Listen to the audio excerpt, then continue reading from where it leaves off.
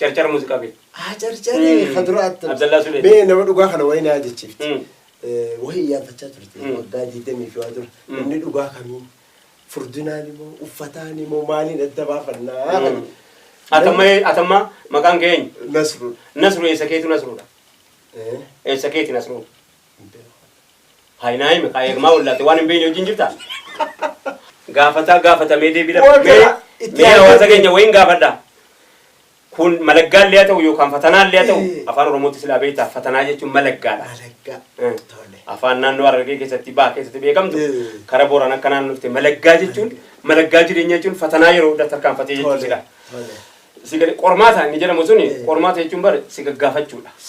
Qormaanii waan itti loskite gabbaasuudha. Malaggaan immoo waan hojjettee barattee sana irratti tarkaanfachuu danda'u jechuudha. Gabbina afaan Oromooti. Malaggaan naqa namicha kana. Maali jennaan eessa isaatu Nasru